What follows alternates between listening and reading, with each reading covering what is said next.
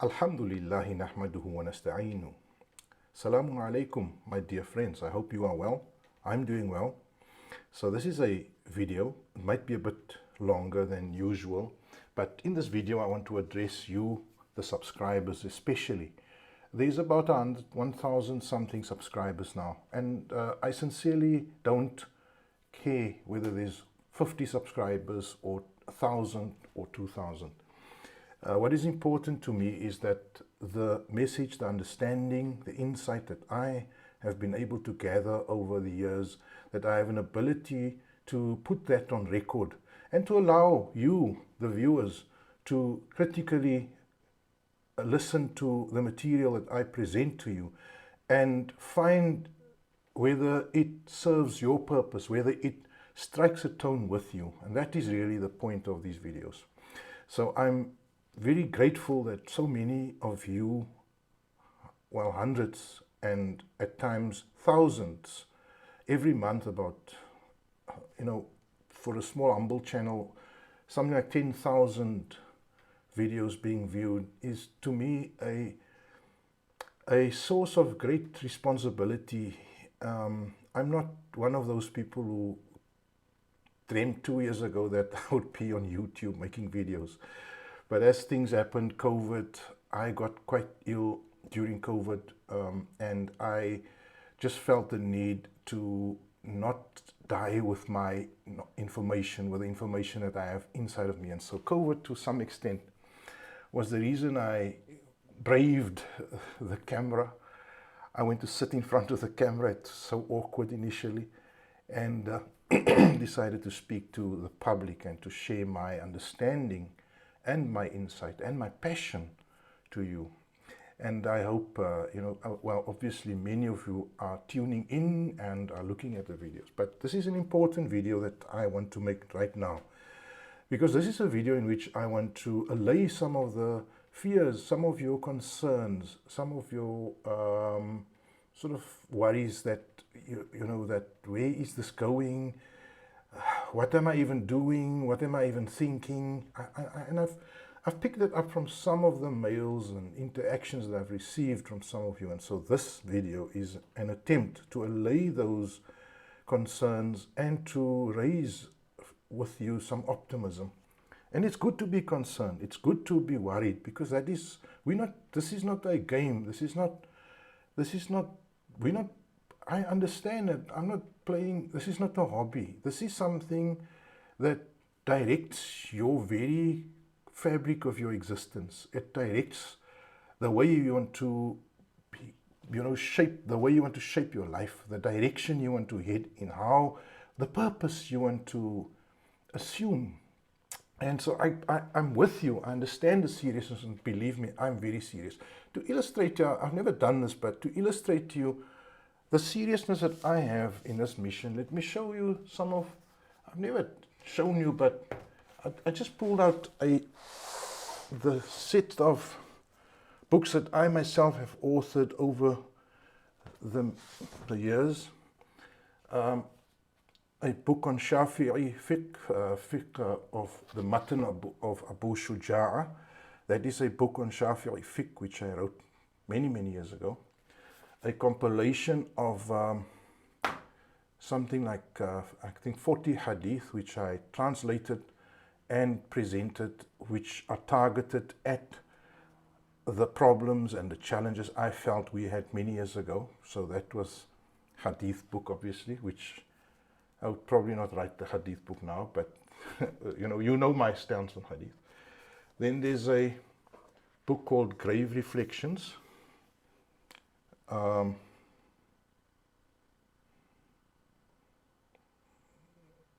Quranic rationalism, that I've written in recent years, maybe 5 years ago.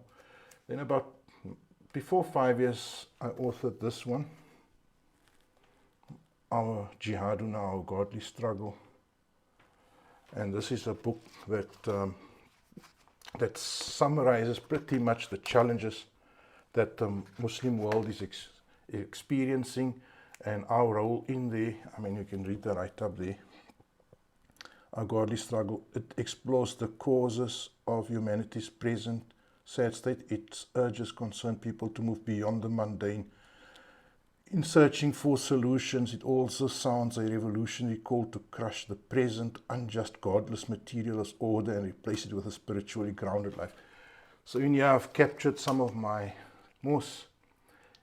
critique of Westernism. Let me not call Western society. Western society includes a lot of Muslims. So Westernism. Here's the progress I am making with the translation of the Qur'an. I've done about 40%, and as you can see, as I do the layout as I go along, and so there's about 500 pages done. Then there's a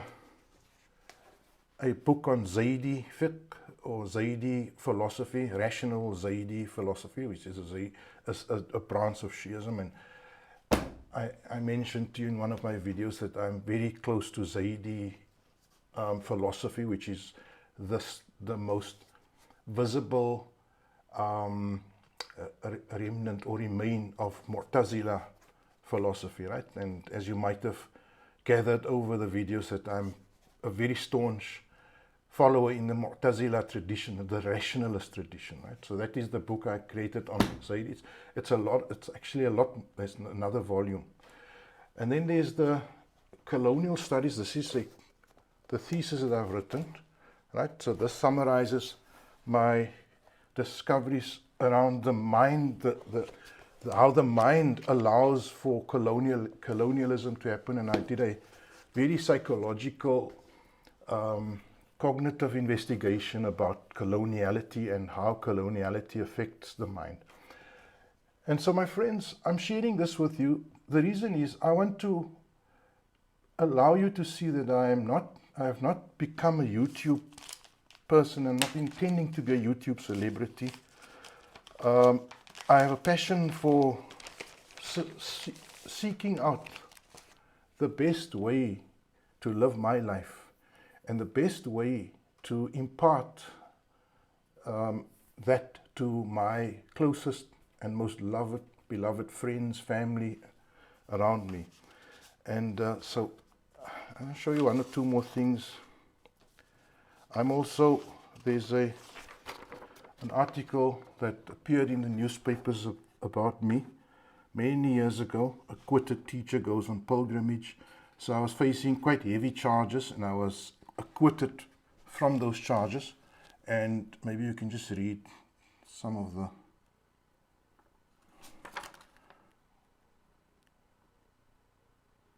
Okay, let me read it for you. I'll just read one paragraph.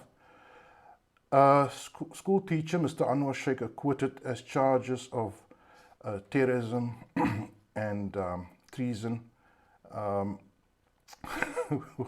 He was acquitted on those charges. And so I'm just going to leave that there. That sounds very heavy and serious. I'm not that person anymore. We're living in a time of peace in my country, my friends.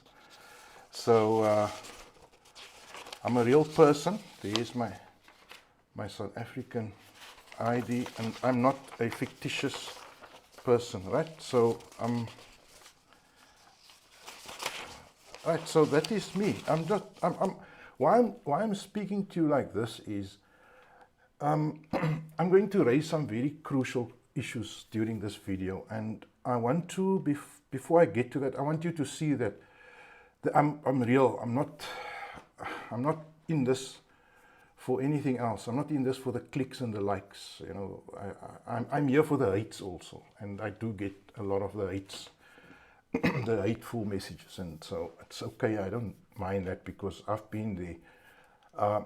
So let me get to the point of this video. I think that was just an introduction. So firstly, I'm going to start by summarizing what my message is, so that you can, when I go to the next level, I'm going to contrast it with some of the so-called Qur'anist messages that are out there.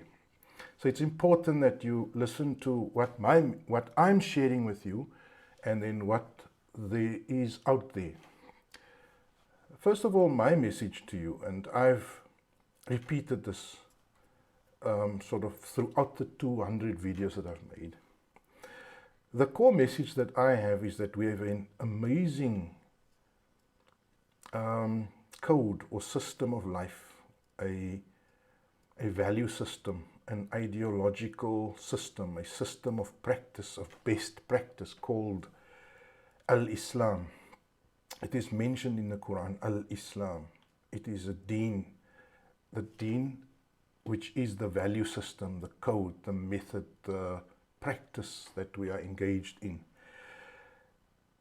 But that beautiful value system, the message that I'm sharing with you, has been, unfortunately, the victim of corrupt, evil men who have acted in a way to counteract the amazing liberatory, emancipatory powers of that deen. That is my thesis in this video. And my thesis is that the Prophet ﷺ was an amazing champion for this deen, for this system of Al-Islam.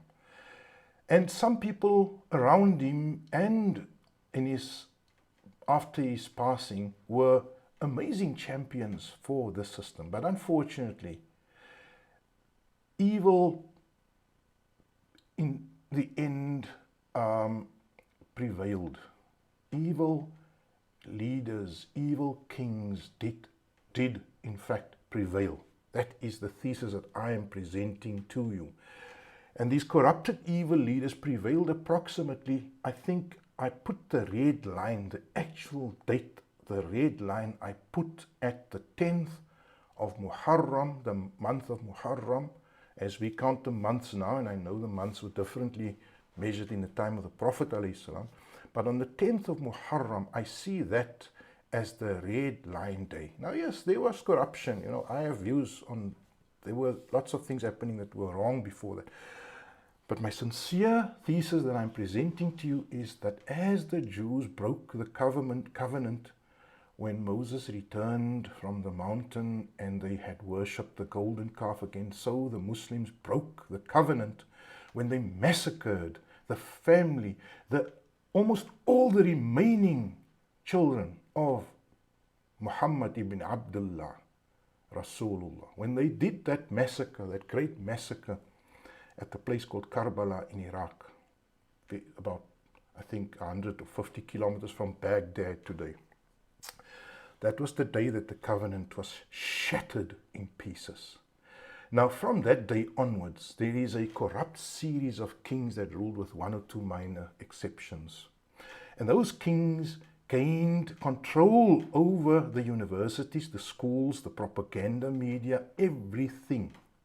And we live in a time when it is not strange for you to see how the state, how the corrupt elite can become the masters and enslave the minds of the masses. You live in a time you can see it around you, how they lie to you, how they propagandize you, how they make you think the good people are evil and the evil people are good. For heaven's sake, you just have to look at Palestine and the corrupt regime or the corrupt entity of Israel and how they have turned truth upside down, and how even the Arab countries, even the Muslims have gone to peace. Turkey has diplomatic relations with Israel. So I don't want to make that a long story, but what I'm saying to you is that you live in a time when you can with your own eyes see how it is possible for those who are supremely powerful financially in the world to overturn the understanding, the insight, the truth of what the reality is to the masses of people, right? To the millions and millions of people, and today the billions of people. My thesis is that those corrupt kings whom we don't differ on, the corrupt Umayyad kings, who were worldly kings, who were usurping kings, who were kings who did not share the value system of our beloved Prophet and those who were close and near and dear to him, how those kings usurped the universities, the schools, the propaganda mechanisms. And in the time of the fifth Umayyad Caliph, there was Muawiyah, Muawiyah bin Yazid, and then there was Abdul Malik, I think the fourth or the fifth one. In the time of this Abdul Malik, the Umayyad Empire reached its zenith, and it became almost without any match in the known world, being more powerful than Rome almost itself, overcoming the mighty Persian Empire, subduing any opposition, killing the children of the Prophet, any remnants, leaving maybe one or two alive. That is the world that you must visualize that I'm arguing. That is the world that pulled the wool over the eyes of the common man. You must remember that those books that you read today that teach you your Islam, that are not the Qur'an, those books are written by men who lived under the boot or under the sandal or whatever of the Umayyads. And so they have written only what could keep them out of prison. For heaven's sake, you know, a guy like Imam Shafi'i, who is the most influential jurisprudent in Muslim history, the most influential jurisprudent. Yes, I know the Hanafis are the majority. Shafis are not the majority, but the Shafi'i madhab is the most influential madhab today. The leader, the founder, the original ideologue, the original jurisprudent, the lawyer, the expert, the legal expert that wrote that initiated that school, the Shafi'i school, Imam Shafi'i. He wrote the foundational, seminal work called Al-Risala, which is the seminal work which brings into being the modern conceptualization of Islam as a legalistic religion, as a religion with a very well-defined legalistic tradition. That man, initially in his early life, he spoke a very, very different language.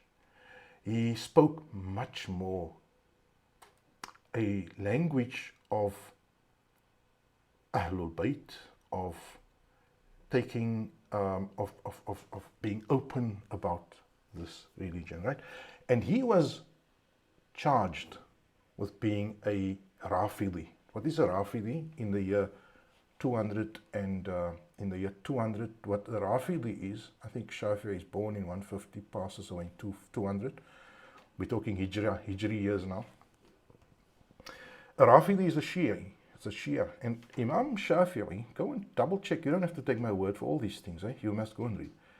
What Shafi'i is charged with is being a Rafidi. Why? Because he travels to Yemen, where the Shia predominates, and he takes on some of the ideas around wilayat and just some ideas around the paramountcy or the superiority of Imam Ali, and he is arrested and taken in chains by the police of the Abbasid king to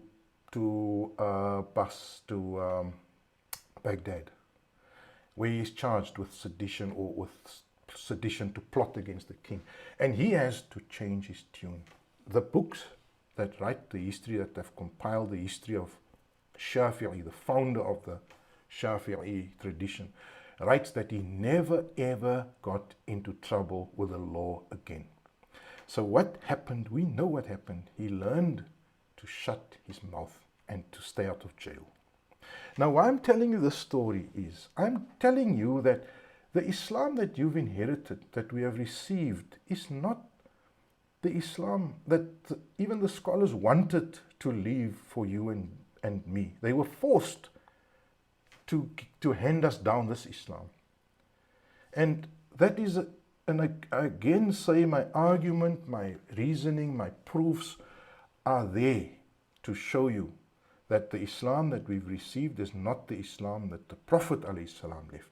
The Muhaddithin, Bukhari, Muslim, Tirmidhi, Abu Dawud, Nasa'i, Ibn Majah, Bayhaqi, there's a whole lot others, but those were all men who stayed out of trouble with the authorities. They could not write what they wanted to write. It's like today, if I write a book, if I make a video on the crimes of the problems with this banking system, the problems with the perversion, sexual perversion of society. If I make a video today, then I get warnings from YouTube and I must withdraw those videos. The same happened that time, my friends. If I make a video now to tell you that they are lying about some aspects of the COVID disease and the vaccine, they take the videos down. They don't allow the truth to come out. The same happened in the year 200 after Hijrah. The scholars could not speak the truth. The truth was snuffed out. You have to accept and realize that, my friends. So it is up to us now, at a time when Islam is at its lowest point. Why? I'm not saying Islam is Islam has been at a very low point. Islam was in its lowest point probably in the year 61 after Hijrah, when the family of the Prophet was massacred and when nobody actually moved a finger. Some people moved a finger, but not many. Millions of people did not make a move. So what I'm saying to you is that Islam has already been in the mud that time. What we have now is that the kings, the sultans, they have now been humiliated. You see, the people that have suppressed Islam, the Abbasids, the Umayyads, the Seljuk Turks, the Ottomans, whoever came and maintained the lie about Allah and His deen, they have been now brought down. They have been brought down. And so the Muslims now, we are for the first time in 1400 years, we have been thoroughly humiliated. When we look at the Middle East, when we look at the scourge of Israel, we are a thoroughly humiliated people, and our kings have been exposed as scum of the earth. Most of them, not all. So for the first time in history, we have an opportunity to speak the truth back to you, to put the truth out there again. And we find these media like YouTube, modern media, we find these avenues because the mosques are still barred. We are not able to speak to you in the mosques. They do not allow us in the mosques. They perpetuate the lies in most of the mosques. They perpetuate the lies, and so we have to come to you via YouTube to tell you the truth. And what is our truth? What is our truth? What are we trying to tell you? We are trying to tell you that your Islam has been the victim or the subject of corruption and contamination. But that your Qur'an, your central text, has been protected. That is our message that we're telling you, is that your religion has suffered major tahrif or contamination, but that your central text, your Qur'an, the holy book that we hold dear, the Al-Qur'an, Al-Furqan, Al-Kitab, Al-Dhikr, that book is still sound. It is still there. And what we are saying is that we can find our way back by following that rope, by holding on to that rope, that habl, what it calls itself the hablullah, the rope that is joined to the authentic, original Islam is attached to it. And we can find our way back by just holding on and walking back. I don't know if you've seen when there is a heavy snowstorm or a dust storm in certain parts of the world. When you want to go outside your house to go and fetch wood, you have to follow a rope and then go and fetch the wood outside in the invisible dust or smog, so that because if you don't hold on to that rope, you will become lost in that smog and in that heavy mist. And so the rope is there for you to find your way to the wood and then to slowly make your way back to your home, to safety, by holding on to that rope. And that is the hablullah. We, my friends, my dear friends, subscribers to this channel, we are in a thick mist. We are in a heavy fog. We can't see around us. And all we have is this rope, this book of Almighty God, this book of Allah. And we are going to hold on to that rope together and make our way back to what Islam really was. You see, I've spoken to you in detail about what Islam is not. I've used that book. I've read this book. I've translated 40% of that book. And I've shared with you how the hadith, how the stories which the hadiths mostly, not all, most of the hadiths are propaganda pieces, my friends. They are the work of propagandists like Abu Huraira. He is a propaganda agent for the Umayyads. He was paid by the murderers of Hussein. You tell me if he's a good man. Are you going to be friends with somebody that murdered your child? Are you going to accept 500 rand from him?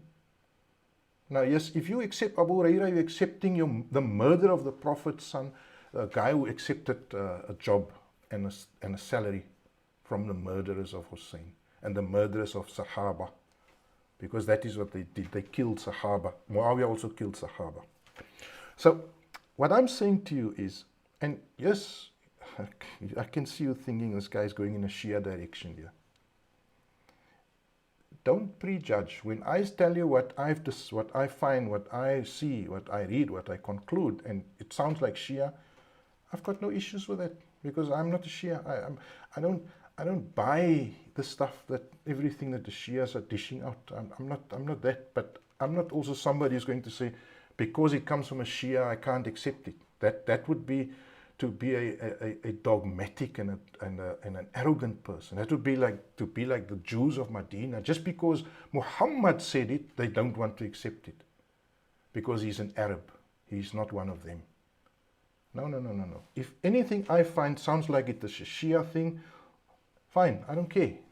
The fact is that these guys, Muawiyah, Hussein, they killed the Ahlul Bayt. They massacred the Sahaba, the Ahlul Bayt, and then they had to use propaganda to cover up their crimes. They had to use propaganda. Now, what was propaganda in those years? You see, today propaganda takes the form of CNN.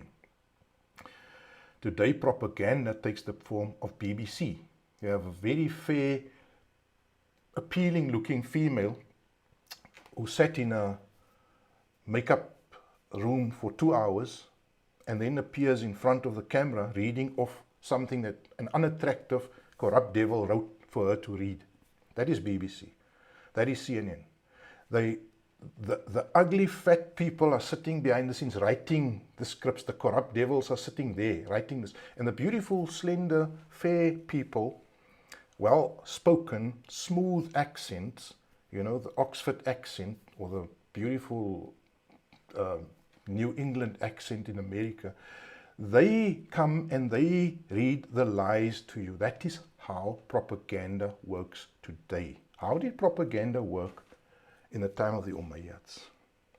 In the time of the Umayyads, propaganda took the form of Abu Huraira and Ka'b al-Ahbar and a whole lot of other people who invented beautiful stories, lies in the name of the Prophet. And so they would invent in Bukhari, you would hear the stories like you know, all your sins are forgiven by making a 1 minute to prayer on a Friday. Imagine that. Imagine your murders, your theft, your rapes, your pillaging, by just saying Amen on a Friday, it's all forgiven. What utter nonsense are they preaching to you? They are turning Islam into a joke. That's what they've done. They turned Islam into a myriad, into a maze, into a dense maze of rules and regulations. They went and they turned everything that the Quran speaks about into an impossible challenge. They went and told you that you cannot follow the Quran without first reading Abu Huraira's hadiths about the Prophet. That's the only way you can understand the Quran, is you must first read Abu Huraira's hadiths. And they will tell you what the Quran means. So they've castrated, they've deflowered, I don't know what word to use, the religion. They've taken the essence of the religion away with their propaganda. My friends, that is the thesis that I am presenting to you, is that a huge corruption was committed on your religion. And you come along with 1,000 years of reinforcement, and you have adopted that religion as absolutely sacred. The same as the Christian that you criticize, the same as the Jew or the Hindu that you criticize, you have also become a blind worshipper, a person without any rational thinking, without the faculty of discernment, without the faculty of making sense of things. All you do is they scoop it up and you swallow it. They scoop it up and you swallow it. That's what you've become. And this is what Allah has given us the ability today to do, is to tell you that truth, to wake you up, to tell you that what you've become is a zombie. What you've become is a blind worshipper. You follow things that have been cooked up after the life of the Prophet. Now let me come to more details, because that is the core thesis that I'm offering you, is that the sultans, the kings, the corrupt devils, they have corrupted, they have twisted your understanding of your deen. And they have taken the Quran and they've overshadowed it with 250,000 propaganda stories. Not all hadith, right? I'm not saying that, but most of them. So what am I saying? And then in my videos, my thesis or my suggestion to you, what I'm proposing in these videos, is that there are some core principles that have been contaminated. And I've pulled out some of those core practices and principles, right? And one of the most common principles or practices or values that I always raise, that I raise numerous times and people love to hear me speak about, is the salah. What they've done is the way that they've propagandized and twisted the concept of salah, hundreds of years after the Prophet, is to turn it into a impotent, mindless ritual. Where salah, the word salah doesn't mean prayer, because that is dua. Right? The Quran contains the word prayer, and that is dua. Prayer means to call unto God. Ud'u is to dua. Salah doesn't mean worship, because the word worship is ibadah, abd, abadah, abidah. So the word salah means neither prayer nor does it mean worship. So they've imposed those meanings on that word salah. It doesn't even make sense. If you say inna allaha wa malaikatahu yusallu, the angels and God make salah on the Prophet. Doesn't even mean, it can be neither worship nor prayer in that case. When you look at all the occurrences of salah, and I've done that, I've done the detailed work and I've presented it to you. I've shown you native Arab speakers saying the same thing, that the word salat has been reduced, it has been diminished, it has been robbed of its real meaning. And that salat really means to be observant, to be engaged, to be aligned, to be connected to who? To Allah, to his code, his hudud, his parameters, and your fellow human being. Salat is a process of being integrated, being diligent, being good, to be a good team player. That is Salat. Now, I'm going to add more for you because I think this is just on Salah. I'm not going to make much of the other corruptions, but on the corruption of the concept of Salah. You see, it's like we are servants of God, right? That we know. What would you say if you, some of you are employers, I think, right? Some of you employ workers. Others amongst you, you work for a boss, right? So you have a job. Let me ask you something. What is the most important trait you want to see in a worker? Or let the converse, what do you think the most important trait is that your boss is looking for in you? Simple question. Simple question. What is the trait or feature that you think is most important in a worker? And what is the feature that you think your boss is looking for in you? Think about it for a second. I'll tell you. I've been an employer. I'm still an employer. I'll tell you what I look for in people who work for me. I look for diligence. I look for reliability, faithfulness, that they will be committed to their jobs. And what does that commitment mean? What does that faithfulness mean? What does that diligence mean in practice? It means that if I make a set of rules, if I make a policy that you come to work that time, you do that this way, you maintain safety in that way, you maintain efficiency in that way. If I make those rules, that they are steadfast, that they are diligent with those rules, that is for me most important. But secondly, that they have a loyalty to me, that they don't sell my secrets to another business, that they don't undermine me with their colleagues, that they don't talk badly about me to their colleagues and so smear me. So I expect them to be diligent in applying the procedures, the rules, the policies which I've created, and I expect them to have a decent level of commitment to me, right? And I expect them, lastly, to be good team players with their colleagues, not to argue and to have issues with them. Any one of those, if I sense a lack of loyalty to me, in other words, they share my company secrets, they speak ill of me, they undermine me in any possible way, that would be a deal breaker. If they can't get along with a colleague next to them ever, if they fight every day, that would be a deal breaker. If they don't follow the procedures, that would be a deal breaker. My friends, do you see what I'm getting at? Salat is a core aspect of Islam. We summarize it in the word observance. As a servant of Allah, as a good team player, you respect the laws, the policies, the rules which Allah, God, set out for you in the Holy Book, the Holy Qur'an. You have a commitment and a love for God. You nurture that love. You nurture that respect. You voice that respect on a daily basis. And you have decency and kindness and benevolence to your fellow Muslimin, or people in this world, not just Muslimin.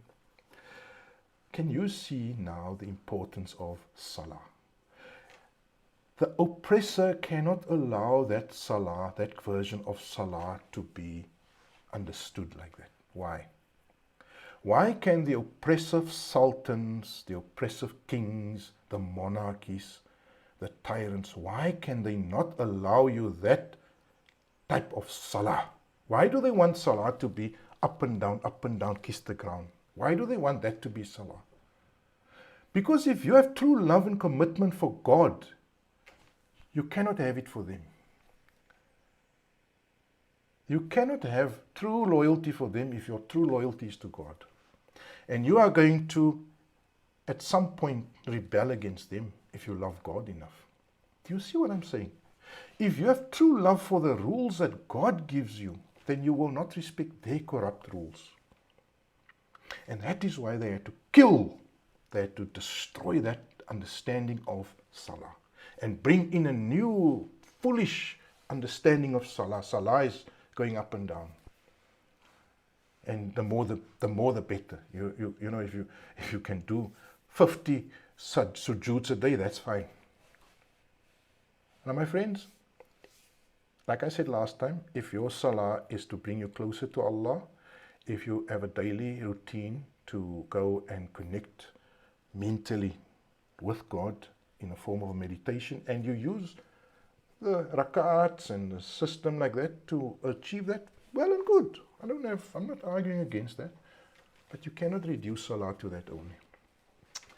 So I'm giving an example of how the evil tyrants have contaminated your core religious beliefs. And one of the most core beliefs is the one of salah. But there's also zakah. So zakah, the position I've given you over the years now, is that zakah doesn't mean 2.5%. It doesn't appear in the Quran. The same as the rakats and all that don't appear, to explain salah. They have to chase you to the hadith books to learn the rakats and so on. The same with the 2.5%. It doesn't come in the Quran because zakat doesn't mean a 2.5% tax. It can include that, but it doesn't mean only that. Zakah means purification. Zakah means moral purity. Zakah means moral refinement. And when the Quran says that those who are to zakah, those who deliver or render zakah, who bring zakah, who come up with zakah, it means those who promote moral and social refinement. Now you ask the king who wants to drink, and the sultan like Yazid who wants to be an alcoholic and rule also, of Parvez Musharraf, who I've seen with his own lips say that he's a drinker.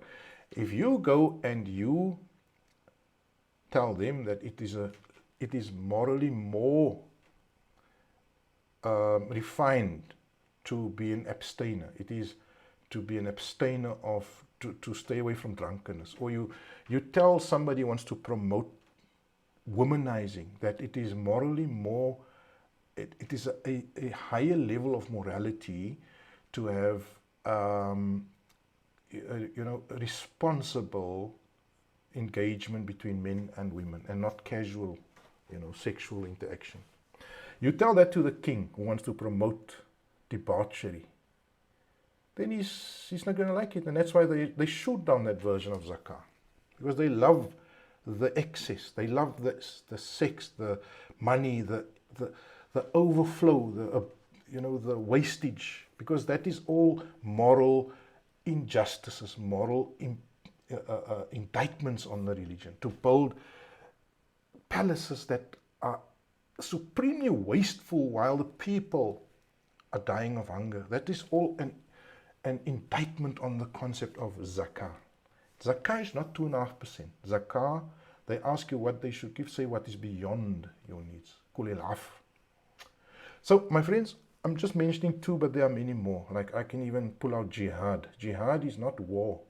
Jihad is a deep and sincere struggle, morally, physically, mentally, socially. That is jihad. Jihad is advancing every possible means of combating evil and advancing truth.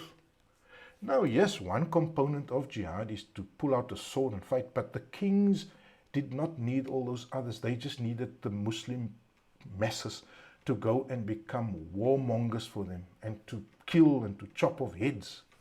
And so jihad became holy war. There is a word for war in the Quran. It's harb or qatala, fighting. The Quran uses the word qatala. It means fighting, combat. So, my friends, what I'm saying to you is that Salah, Zakah, Jihad, Hajj. You know, Hajj, even the Hajj, I haven't come to that yet. But in brief, you know, Hajj is a great challenge. That is, the word Hajj means to challenge, to undertake the supreme challenge. So it is a challenge to the world. Hajj is a challenge which the believers offer to the world. A challenge to come and find problems with this deen, with this book. It is a great debate. It is the great global showdown where we allow our peers, professors, whatever, to come and critique and find, you know, but I haven't gone into that too much. Maybe in future we'll go into Hajj. So there are these various concepts and principles and values in the Qur'an that we need to, you know, even the very idea of what is a mu'min, what is a Muslim, what is a kafir. These are all terms that have been readjusted, changed, so that it will fit the agenda of the corrupt sultans. So enough of that. You see, what I've told you up till now is, number one, that there has been a process of contamination, of redefining the beautiful, pristine deen of Islam.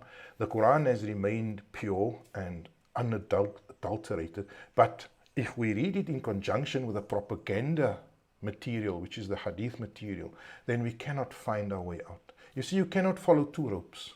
You see, the Quran doesn't speak about وَأَعْتَصِمُوا بِحَبْلَيْنِ وَأَعْتَصِمُوا بِحَبْلَيْنِ and hold on to the two ropes. No. And don't lie to yourself and say, no, but the hadith is the same as the Quran. No, it's not. There are 4 madhabs. There used to be 28 madhabs based on hadith. There's only one, Qur'an. So don't tell me that the Qur'an and Sunnah is the rope. No. The rope is one thing. It's like saying it's like you blame the Christian for saying God is one, but then God is 3. The rope is one, and that rope is the Qur'an. Don't say that the Sihah Sita, those 6 compilations and all the others, they're all part of the rope. Now you're talking nonsense, because they don't even agree with the Quran in everything. They don't even say the same thing as the Quran. Why would you get 5 madhabs, 10 madhabs, 20 madhabs? Why would you get the Salafi Islam and Sufi Islam and if hadith was so pure and in line with the Quran, why is it causing people to kill each other in mosques and burn down mosques? No. Hadith is not part of the rope, my friend. The rope of Allah is the Quran. Don't lie, because you will get yourself in trouble one day if you lie against God. The rope of Allah is the Quran. It is the message, it is the dhikr, it is the divine communication, is the Quran.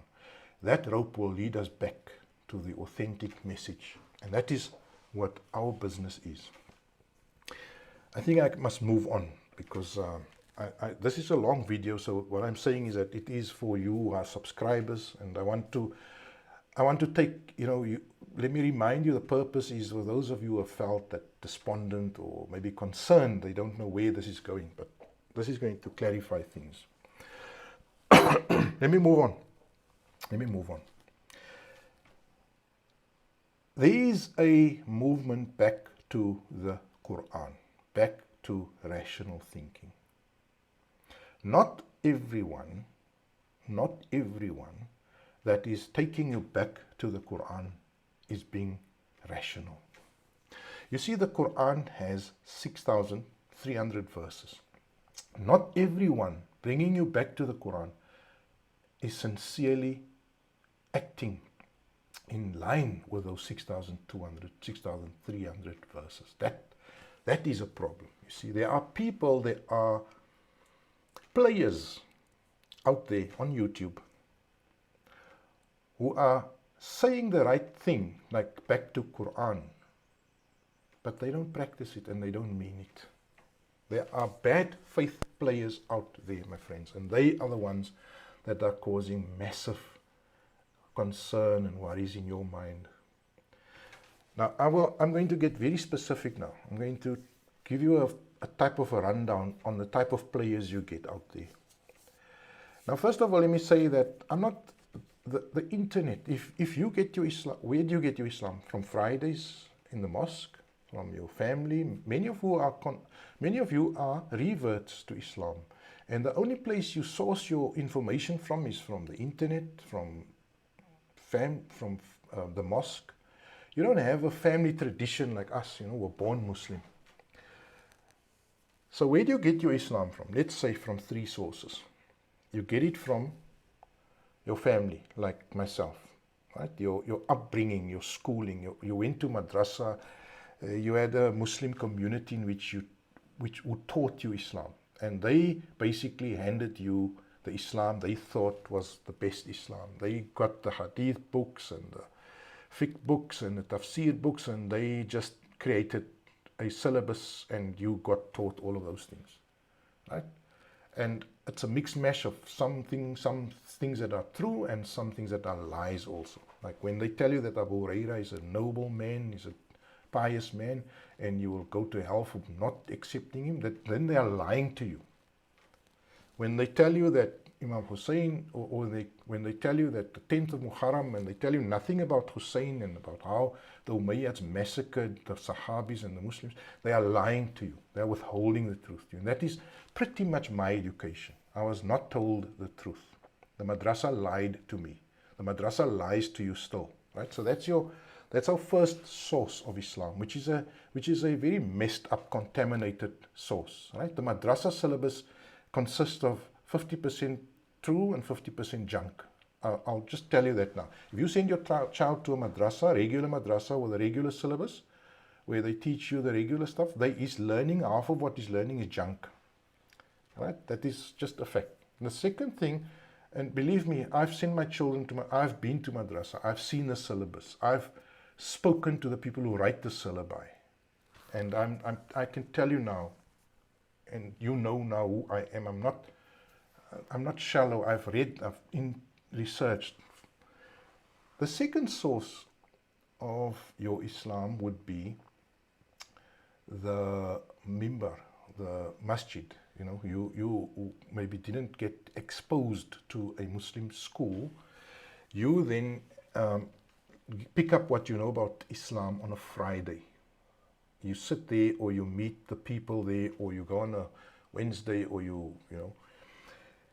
And my friends, frankly, 95% of what those guys are speaking is just to please the people who pay their salaries. 95% of what they speak is just to please the people who pay their salaries. I know that. I was there. I have the colleagues to look at. I know exactly how it works. Like I told you, I spent 2 years in Egypt at a seminary, at a school for where Muslim priests are produced. And I could see those people who toe the line, who speak the things that the people and the paymasters want to hear. Those people excel, and they become, they drive a nice car. And if you come here and you speak off the script, you go nowhere. You end up where I am on YouTube, because you're not prepared to repeat the lies. The Friday mosque is 95% of the time is echoing the lies that they've learned themselves. Untested, unproven stories that they want to tell you. That is the Friday story that you get. Now, I've an interesting story. Just recently, I had a story about a priest, a Muslim khatib, a guy who makes the sermon on a Friday, a preacher. And the adapting the story slightly so that it's not like exactly like I heard it, so I'm adapting slightly. Where those people did not like the color of the cap that the guy wore on a Friday, and they unfortunately had to get rid. They were ready to fire him for not wanting to change the way he's dressing. And the paymaster stopped funding the mosque. Real story, because this guy wasn't playing ball. He wasn't dressing the way they wanted him to dress. Real story, I'm telling you. So the guys who are on the Friday pulpit, they know they've got to comply with the wishes of the guys with the money. And the mosques today that you go to learn Islam are of two types. They're either funded by the local community, who are beholden to the traditional ways that they've learned. They are feverishly trying to maintain that Islam, but most of the time your mosque that you are going to is in fact funded by a Saudi connected charity. You see, when you want to build a mosque in Europe or in England, you get Saudi money very quickly. Not the government now so much anymore, but you're going to get, there's a lot of rich people in Saudi Arabia. There's a lot of rich Wahhabis. There's a lot of rich Salafis in Arabia and in the Gulf in general. And they will pay only if you echo, if your mosque becomes an echo chamber for them. I know for a fact. I know. I had a friend who started a Hifz class. And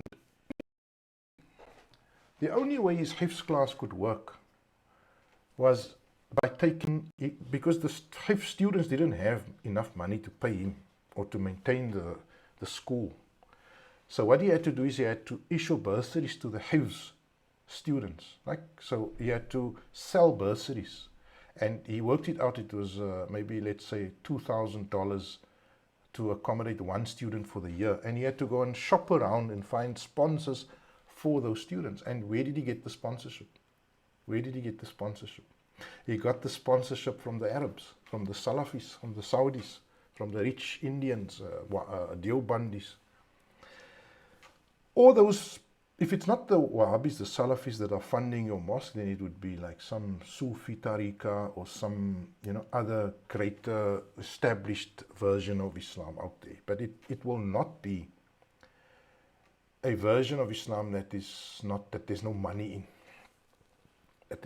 So unfortunately, that is the other type of Islam you're getting.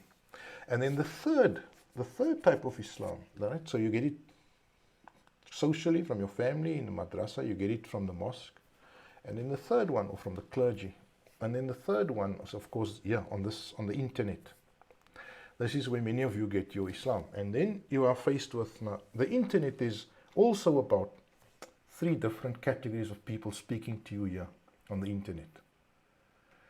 Now, okay, I must mention that I said 95% of the mosques are contaminated, but there's a beautiful 5% that are not contaminated, and you need to find those 5%. 1 out of every 20 would be people who are maybe not 100% on what is true, but they have a very sincere conception of Islam. So they tell you to love Allah, they tell you to be a good person, they spread love, compassion, truth. They don't spread arrogance, Herrenvolkism. Do you know what is Herrenvolk? It is the Nazi concept of, the chosen people. Because that is what Salafism is. It is a chosen people kind of Islam. It turns you into a racist, a Muslim racist, a Muslim supremacist. There's no supremacy. There's no... I know one of these guys who speak on the internet told you that it's fine to be a Muslim supremacist. No, there's no such a thing in the Quran. There's no supremacy except in taqwa. And a Christian man can have taqwa. A Jew can have taqwa. An atheist can be restrained. Taqwa is of 2 types. Taqwa of Allah and just taqwa, restraint, measuredness. So taqwa is being measured, being restrained, being a person in control of your emotions, your faculties, your passions. Even that word is contaminated, the word taqwa. Taqwa is either, the Quran uses it in 2 ways. It is the muttaqeen, those who are restrainedness, or are people who contain themselves, who do not get out of hand with their emotions, with their passions, with their anger. And there's the taqwa of Allah. It is to be restrained for the sake of Allah. That is a higher concept, right? So there's no supremacy in Islam, only taqwa. And those who are most restrained, who are most in control of themselves, are the most supreme, are regarded the most senior in God's view. The third place where you get your Islam is from the internet. And there's about 2 or 3 streams. Now, first of all, at the very extreme one side, or on the one side, you get the mega stars. You get Mufti Menk, and you get Nu'man Ali Khan. Those are the mega stars. And I'm for now speaking about the English world, right? This is an English channel. Nu'man Ali Khan and Mufti Menk, I think they are the mega stars. What they preach, they by chance also not, Mufti Menk has got Wahhabi inclinations, but very mildly so. Nu'man Ali Khan, I see him as a life coach. So they've basically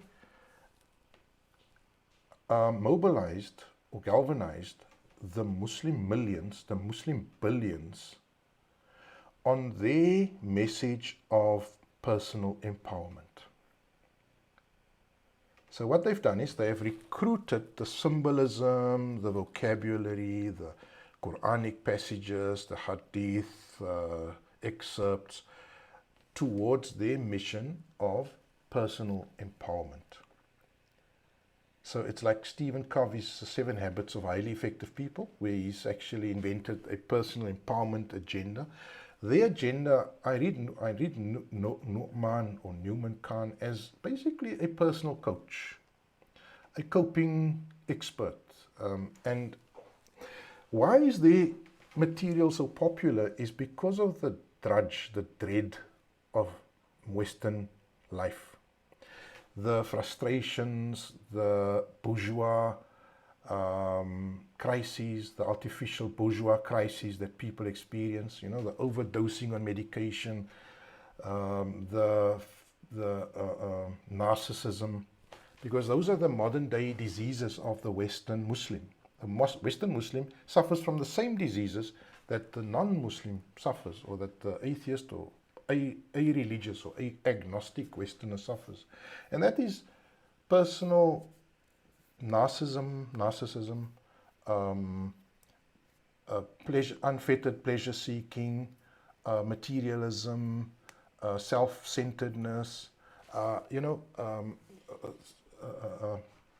so the crises that are associated with those Western lifestyles, the excessive personal selfishness, the excessive materialism, the excessive, the lack of spiritual depth, all those sicknesses cause certain mental failings in the Western Muslim.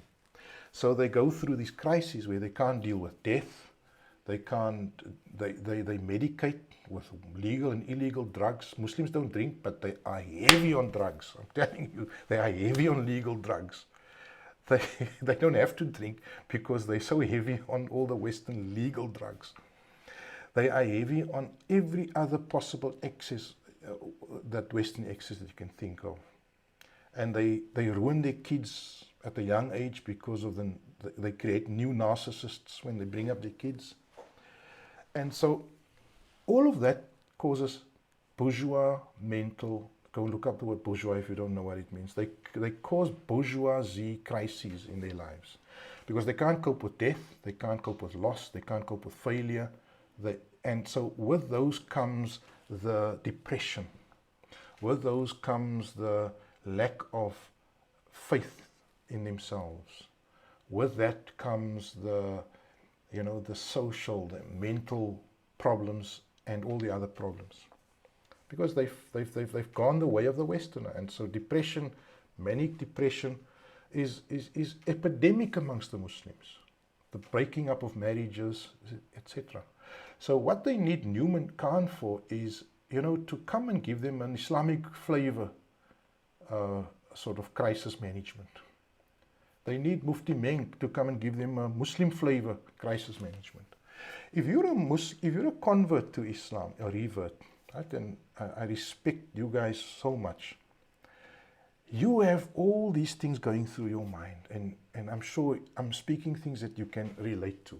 Muslims think they're very different in the West.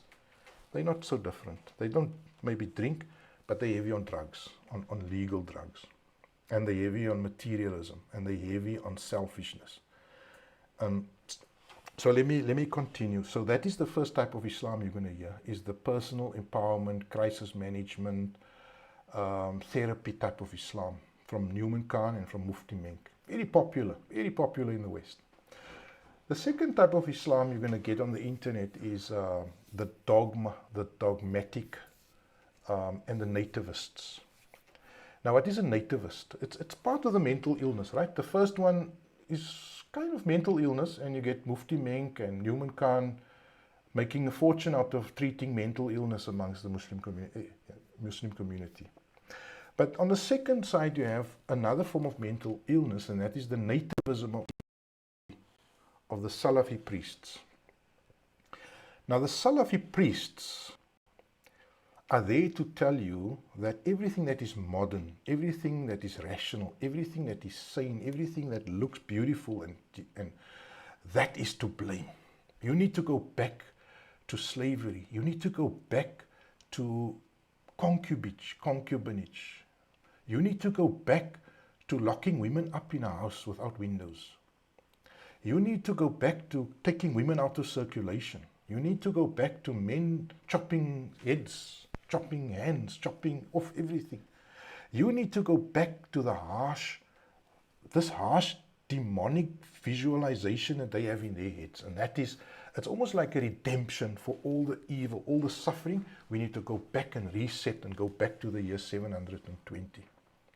That is what they want. It's nativism, and in this book, in my thesis, I actually cover nativism. I do speak about nativism, and I highlight why is nativism a factor. Nativism emerges in a situation where people is rendered completely powerless, where people have been so humiliated that all they have is their pleasant memories of the past, and they sort of find redemption in seeking to relive those romantic notions of the past. And what Salafism is, it's a yearning back to a romantic notion of the past. They don't see the murders. They don't see the millions of Muslims who massacred each other, the Salaf. You know, it is the Salaf al-Harb, not the Salaf al-Salih. They don't see the Salaf as the Salaf of division, of fitna, of war. No, they see the Salaf as the Salaf al-Salih. So what Salafism does, and that's the second major voice on the internet, the voice of Daniel Hakika Chu, the voice of,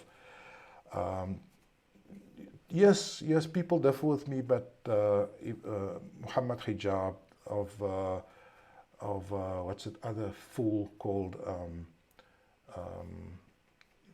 his friend, you know them. They all are gang together. And they preach their message of going back to the Salaf. And they're trying to take over the world with the idea. And they get hundreds of thousands, not as many views as Newman Khan. Thankfully, alhamdulillah, because the message of Newman Khan is less destructive, less, Newman Khan and Mufti Menk are at least there to treat some of the symptoms. But these guys are there to contaminate, to vulgarize, to destroy, and to corrupt everything that there is. And that's why I will never accept them. And these guys speak in mosques. These guys speak in mosques where they spread their poison. Believe me, I'm not speaking lightly of what I'm saying to you is not that I just made up yesterday in my mind. You must remember, I engage with people. I have met Salafis. I've read their books. I have read Ibn Taymiyyah. I have read Ibn Qayyim. I have read Muhammad ibn Abdul Wahhab. I know the Hanbali madhab, the Hanbali madhab. I know the principles of Hanbalism. These are all the founding ideologues of this corrupted version of Islam.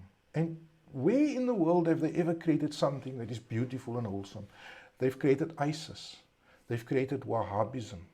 You see, they are unable to create anything beautiful. To some extent, Afghanistan is their creation. It's an ugly, horrendous society that these guys are creating.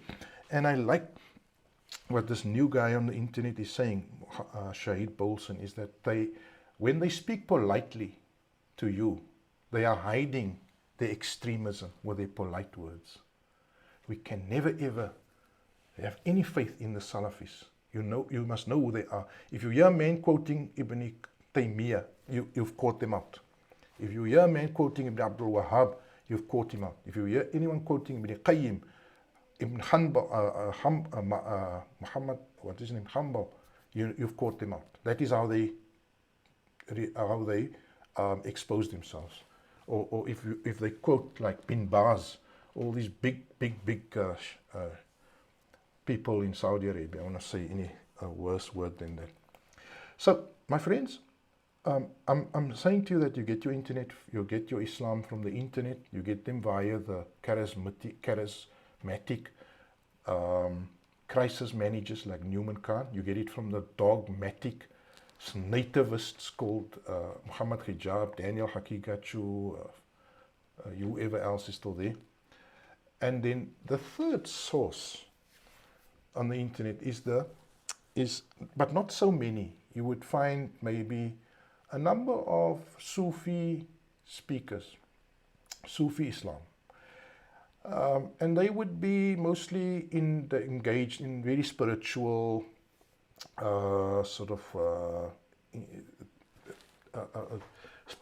religious, devotional kind of channels. Now, I haven't got much to say about that because I really believe in my heart that Sufism, or the other word that the Shia use is irfan or gnosis, knowledge and connectedness to God, to Allah, is one of the core pillars of Islam, of the deen. I cannot see how we can become beautiful people without a deep, loving devotion to our Creator. And that is the basis of Sufism. The basis of Sufism is love for your Creator. That is the essence of Sufi. It is, the aim of the Sufi is to achieve fana, self-annihilation, ego death. And it's very core essential. It's not, Sufism is not for everyone, and it's not something that is compulsory on everyone, but to undergo a process of self annihilation or ego death, where you merge your own will with the will of God. For me, it is beautiful. Islam is reproduced via three methods, via three sources. Socially, via the family, the madrasa, the community. Secondly, via the intelligentsia, the Maulanas, the Sheikhs, the Ayatollahs on the Mimbas on a Friday. And thirdly, through the internet, right now, through modern social media. And obviously that is becoming a very powerful means of disseminating or reproducing Islam. But the types of Islam that are being reproduced, I mentioned to you on social media, are, first of all, Therapy Islam of Newman Khan and Mufti Menk, to which millions of Muslims are tuned into. The Therapy Islam, the Islam of the Muslim Westerner, who is caught in materialism, caught in bourgeois crises, first world problems, the mental strain at work, and women, the working woman, the working family, the children with their problems, drug addiction, divorces, all of those are taking a toll on the Muslim Westerner, right, in the West. And our Newman Khan and Mufti Menk are there to cash in on that kind of crisis, offering therapy and advice and empowerment, but basically not challenging the system. They're not challenging the system, and they're not bringing any truth to bear on the corruption of Islam. They're there basically just to use the verses and the hadiths to give you treatment, right? And you feel very happy because now you're hearing Islam and you think you're also like scoring points with Allah. So that is Newman Khan and Mufti Menk's therapy Islam. Then there's the second Islam, I said to you, the Islam of the Muslim nativists, the Muslim racists, the Muslim chauvinists, which is Salafi Islam. And yes, they are the dogmatic people. The ideas based on nativism, which is a very potent force when people have had their identity stripped from them, is they go back and they yearn to a romantic past, which is not real. It is an invented romantic past. Because I said to you, the Salaful Salih is actually the Salaful Harb, the Salaful Fitna. Those people who they call the holy people of Islam actually massacred each other. Wars after war after war they fought, killing the Sahaba, killing Ahlul Bayt. So this Salaf is a fictitious concept, the holy Salaf. The third one I said is the Sufi, and I actually raised the issue of Sufism as a very core foundational idea within Islam. Irfan, gnosis, knowledge of God, love of God, annihilation into God, are very core essential parts of Islam. It's a beautiful aspect, and so I've got nothing to say about that Sufi Islam, but it can't be all. You see, we can't be Sufis only. We have to be. Tasawwuf is an aspect of the broader idea of Islam, right? So what the Sufis do is if they insist on making that the only aspect of Islam, then they are doing an injustice, right? Let me come to the third one. And there might be more, but I'm going to come to the third one, and that is the Qur'anists. There's a lot of video channels about Qur'anism. Now let me stand still here a bit. Who are the Qur'anists? I would say that the Ahlul Qur'an is a movement that goes back to probably the 1800s, 1900s. I mean, maybe the 1800s. I would say it is merged with a modernist movement also, because the two have become very intertwined. Oh yes, I never spoke about modernist Islam, but I'm just going to give that a pass for now. You know, there are people who are actually not Muslim, like Ilhan Omar. You know, they are actually ultra-liberal Westerners with an Islamic veneer. That's what they are. So I don't even think they players in our arena. They are outside players who are, you know, who are just appearing to recruit Muslims for their outside agenda. But the Qur'anists are not an outside agenda. The Qur'anists, or Qur'anism, or Ahlul Qur'an, Subhi Mansour, and wherever else they are, there's a very strong, it's a very strongly based in Egypt, the Qur'anism movement. And it's become very global, and it is another response to, I think it has mushroomed and exploded after the terrible atrocities that ISIS and Al-Qaeda have committed in Syria, Iraq, and these kind of. I think Qur'anism, or Ahlul Qur'an Islam, has grown exponentially because of the embarrassment of Muslims from the acts, the extreme excesses of ISIS.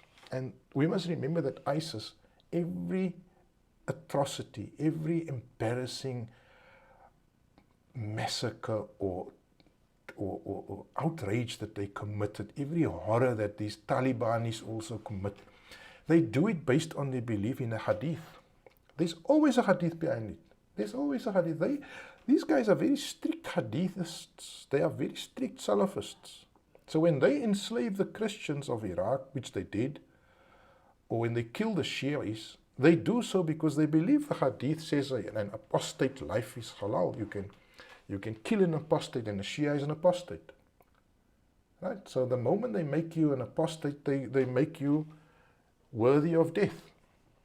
And so Qur'anism, or Ahlul Qur'an, is mushroomed. It has grown exponentially because of the excess of ISIS and Taliban and Al-Qaeda and these guys.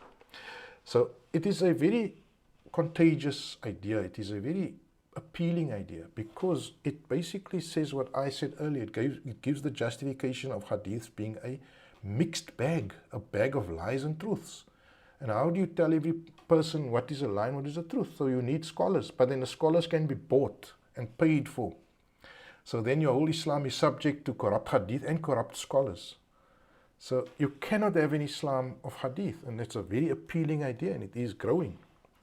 But now we have to always be wide awake to the enemy. You see, the enemy, the devil, shaitan, is always going to infiltrate any possible avenue that the Muslims are on. And right now, I'm not going to make this a long critique of Quranism or Quranist Islam, but I'm going to say that there are people who've done very good critiques already. I love what my dear brother from Africa, who's not in Africa, he's in Europe, but Baba Shaik, and Assalamu alaikum, Baba Shaik, if you are watching this. I respect your work. I think you're very brave. But he's done a bit of a critique, and he's currently engaging in some critique. You see, there are now people who are on the Quranist train, but not there for good reasons. They are there for the wrong reason. And I'm going to speak to you because it is causing a lot of despondency, a lot of heartache, a lot of sort of depression in some of you, because you read one guy saying this, another guy saying that, another guy saying that. Right? There's a handful I quickly want to talk about. I might not name all of them. But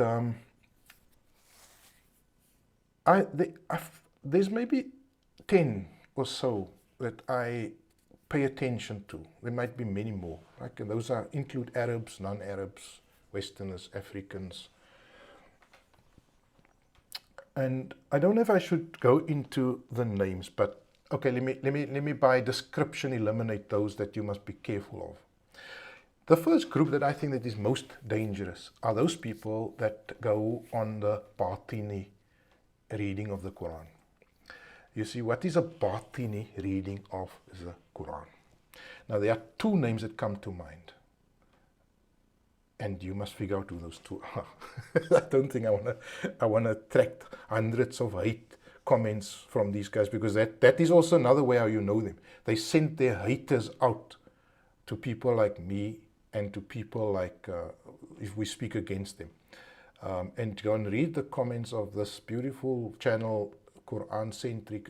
It's a name of a channel, but there's a gentleman there, I can't get to his name now, but he had a channel, Qur'an Centric. And he spoke against one of them, one of these guys I'm referring to now, and he was attacked and abused in the comments. That's how you know the bad faith players, is the way they fight. They fight dirty. They insult. They are rude. They're just plain rude. The Batini reading of the Quran is very dangerous. You see, we cannot allow... let me first explain what is Batini. Batini means intrinsic, right? Or hidden, or secret, or metaphorical, right? And what the Batini reading of the Quran does is it says that it actually turns that whole verse on the muhkamat and the mutashabihat, right? The Quran itself states early on that in this book there are two types of verses: the muhkamat, those who are plain and straightforward, that tell you to, you know, how to wash, go to fight those who fight you, or, you know, marry, or care for the orphans, or distribute your inheritance, those types of verses, right? Or Allah is one, or the stories of the prophets, or the stories of ancients. Those are all the muhkamat. Those are verses that are the Quran. They are actually the essence of the book. But then there are also the mutashabihat, the verses with hidden meaning, right? And then the verse goes on to say, it is only those who are corrupt who try to dwell and elaborate on those with a hidden meaning. They go overboard in finding hidden meanings, and that is what I mean by the Batiniya. Now, there are two names that come to mind. They take a verse with an obvious meaning and they go and seek, they try not to explain the verse, they want to explain away the verse. So there's a verse in the Quran on wudu. it doesn't use the word wudu, but it says, Ya ayyuhalladhina amanu idha qumtum ila faghsilu wujuhakum, wash your faces, wa aydiyakum ila maraf. It says very plain and straightforward, wash your faces when you're going to go in company, when you're going to go to observance. Wash yourself, clean yourself up when you're going to be with people. It's a decency, it's etiquette. What they do is they actually invert that verse and explain away the idea of cleanliness. They explain it now as some sort of very, very sort of metaphorical explanation. Also, when the Quran speaks about Jesus or Muhammad or so, they turn that into some heavy, deep metaphorical meanings, and they explain away the obvious meanings. Why would God give a book and then make it so difficult to read that only an expert after 1400 years can understand the book? And with hidden dialogues and with hidden dialects, secret dialects that nobody knows. I mean, the Quran itself says this is a book written in plain Arabic. So the first warning I want to give you is to dismiss the Batini interpreters of the Quran. Dismiss them. Don't. If you want to watch it for entertainment, but you cannot take them seriously. The second dangerous person you must watch out for in the Quranism groupings. And so first of all, the Batini, those who overinterpret and find meanings that are not obvious. That means you got to always have them around to read the Quran for you, because you can't see the secret meanings.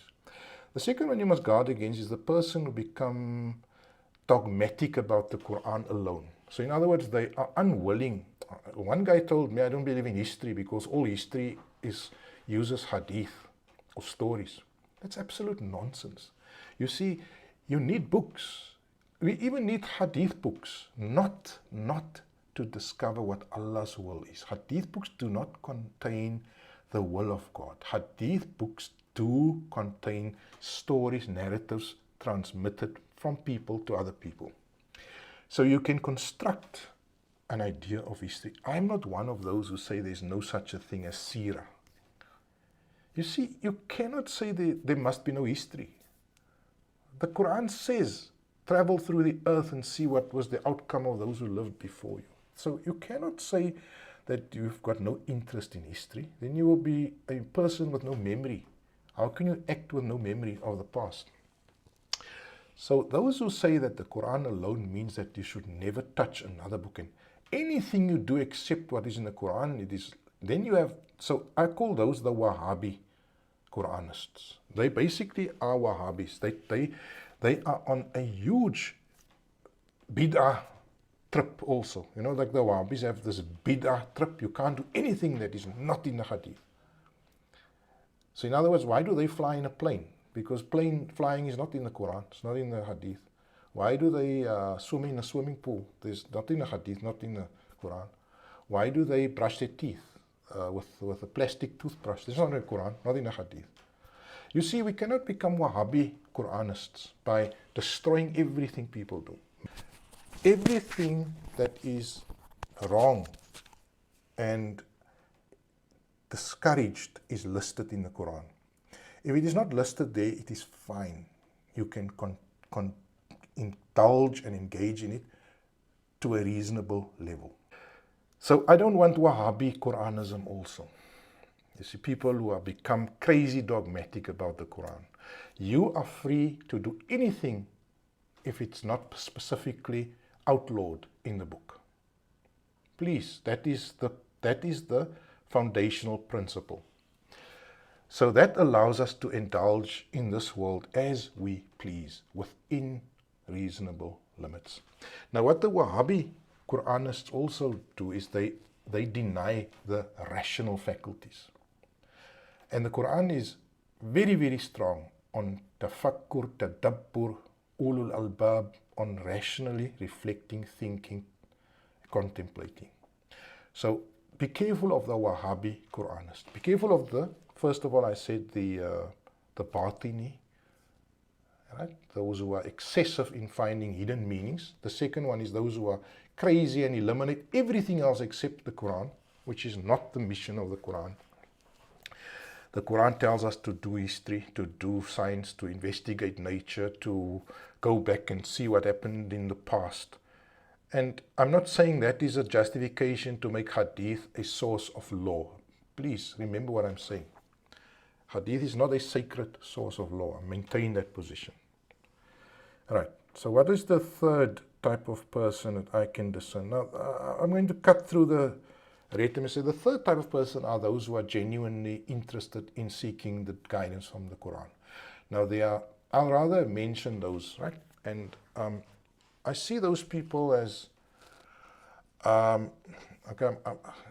there's actually the majority of those Quranists today are in that line.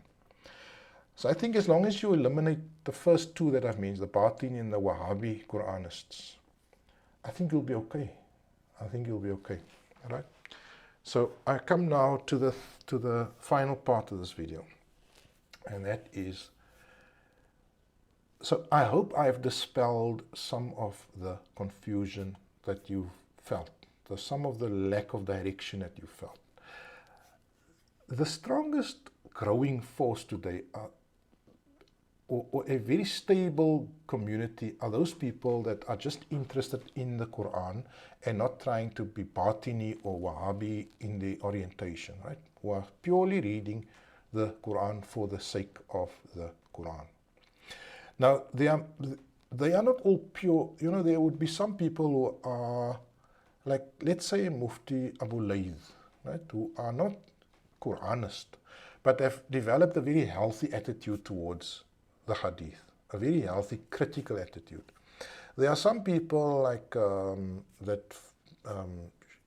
Ali from Let the Quran Speak, that channel, who I think is towing the line with traditionalism, but also sort of acting as a gateway, you know, in his sober analysis of what hadith is. He's actually serving as a gateway to people to acquire some sort of greater skepticism towards hadith. And so there are these people who are kind of like in the same. There's people like Kamal Haidari, who is a great Ayatollah from Iran, who has crossed the boundary also of questioning the hadith and saying that we are much better off with the Quran and with an intellectual approach to a rational approach, and have questioned or have reinterpreted much of that tradition. So I'm giving you some names. You know, Imran Hussein, some people say he's a fraud, he's a fake. Look, my own view is I don't agree with everything, but at least on the global analysis, on the analysis as far as it pertains to the unjust wars that the Muslims fought, how Turkey was unjustly invaded and conquered Constantinople, I think he's bringing in some of the right sentiments that Muslims have committed serious atrocities, and we need to examine ourselves. Then you get players like a player like the new guy that's on the block, Shaik Bolson. I want to talk to you about him also. It's a sort of a long-faced guy with a beard, and he publishes a lot on a critique of the West.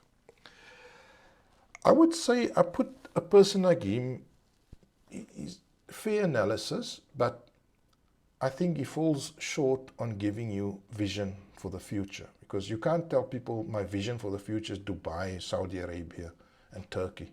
I mean, these are Western puppets. I mean, whoever says to Qatar and Saudi Arabia and Turkey are model Muslim countries, they live in cuckoo land, honestly. So I think that is the only weakness I see. The good critique, but sort of taking you in the wrong direction. So the last part of this video is how do we anchor our boat? How do we pitch our boat? You know, how do we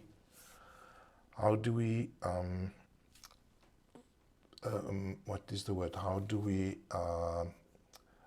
triangulate? Right? How do we get sources of confirmation that we are going in the right direction?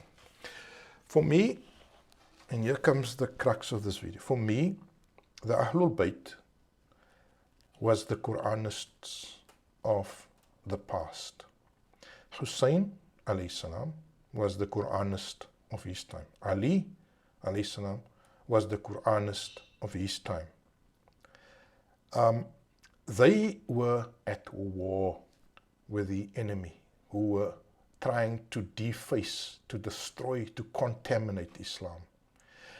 And those people like Ali, Hussein, and whoever came after them, Zayd, Zain al-Abidin, Jafar Sadiq, whoever these guys came after them, Imam Zayd and so on. And I'm not hung up on the 12, right? I'm not hung up on the 12 Imams. In fact, you've seen my videos on the Mahdi. I have a critical difference with them. I mean, the Mahdi is just, I'm sorry to say, but it's a fable. I'm sorry to say, if you're a Shia, you feel bad, you need to go and examine the history. It's a fable, the story is a fable, but the idea of the Mahdi is not a fable, right? The Mahdi, the guided leader, is potentially there. But he is a potential leader until we make him real. So that is what occultation means. It is the potentiality of amazing guided leadership, which is always there. God retains that potential for us. We need to make that potential real. So that's what I want to say is that the Ahlul Bayt is the Asal Quranist stream pattern of thinking. You see, the enemies have always tried to detract from the Quran, and the Ahlul Bayt are the people who have defended the Quran. Who was the main victim of the Umayyads, the Abbasids, even the Turks, and today that tradition, my own global solidarity is still with those people who uphold the tradition of the core ideas of the Ahlul Bayt, not the furur, not the detailed practices, but the core ideas. What are those core ideas? Core ideas would be the idea of rationalism. That from the beginning, if you read the Nahjul Balagha, you will see it is a rational work. It is a work of rational thinking. Now the rationalists, including the Prophet Muhammad alayhi salam, including Ali, his son-in-law, including Hussein, Hassan, whatever, Imam Zayd. Those people who are now living in countries like Yemen, who uphold the direction given by Imam Zayd, I'm not so interested in the way they make salah, the way they practice, but I'm interested in the core principles, and those core principles are the core principles of rationalism. You see, the Mu'tazili madhab lives on in the Zaydiyah and in the aspects of the other Imami Shi'i people in the world. And although I'm not a member of one of them, I'm not a follower of an Ayatollah, I'm not there, but the core fiqh, the core rational principles are 5. It's the indivisibility, absolute unity of God. It is the concept that God builds a bridge to humanity via the prophethood. It is the idea of wilayat, that there has to be a leader. Muslims have to form into a structured unit where there is leadership with the qualities of piety, of braveness, and of knowledge, those qualities. Fourthly, that there is no compromise on the justness of God, that God shall forever and eternally be just. And no king can claim that he is unjust because God is unjust. Justice of God. And lastly is the idea of personal responsibility, ma'ad, personal accountability, the right to choose, the right of agency. Because all of those 5 are intrinsic to the rationalist expression of Islam. Those are the 5 core principles that Ali, Hussein, Zayd, that these guys taught. And of course, Those are the 5 principles. I cannot see us not embracing and maintaining and centralizing those 5 pillars. I'll go through them again. The absolute unity of God. So in other words, we cannot believe that the Qur'an is part of God, because that is what the Hanbalis are saying. Or that God is divided between him and his attributes. That's all nonsense. You cannot say that God can be touched, or that God has a leg, or God has an eye. Those are all nonsense that the Salafi people are imposing on the idea of God is one that is beyond human perception, because that would confine God to one point, not divisible. The Quran is a creation of God, and the Quran is not qadim or eternal with God, co-eternal with God. That's the first one. The prophethood. There are nubuwwat, the prophets of God are there, right? That we all agree on. The third one is wilayat or imamat. Now, the Sunni Islam eliminates that concept because they want to make place for their kings. But wilayat or imamat is something which is very clearly spelled out in the Quran when Allah says, "And remember that Abraham was tried by his Lord with certain commands, which he fulfilled. He said, 'I will make thee an imam to the nations.' He pleaded, 'And also, imams, from my offspring.' He answered, 'But my promise is not within the reach of evildoers.'" My contract does not include the oppressors. My agreement as to who will be leaders does not include oppressors. So in other words, we have to uphold the idea that the best man rules. Now that is a concept that is alien to Sunni Islam. The Sunni Islam does not have the concept of the best man rules. You see, the concept in Sunni Islam, the idea of Sunni Islam is the rule of the mafdul over the fadil, right? The afdal can be ruled by the mafdul. Now in Mu'tazili core principles, which has become the core principles of Zaydi Usuluddin, the mafdul cannot rule over the afdal. The lesser cannot rule over the greater. And what is the greater? The greater is greater in piety, greater in knowledge, and greater in courage or bravery or fearlessness. Those are the 3 qualities we need. And the concept of wilayat or imamat says that the greatest man shall rule. It is a meritocracy.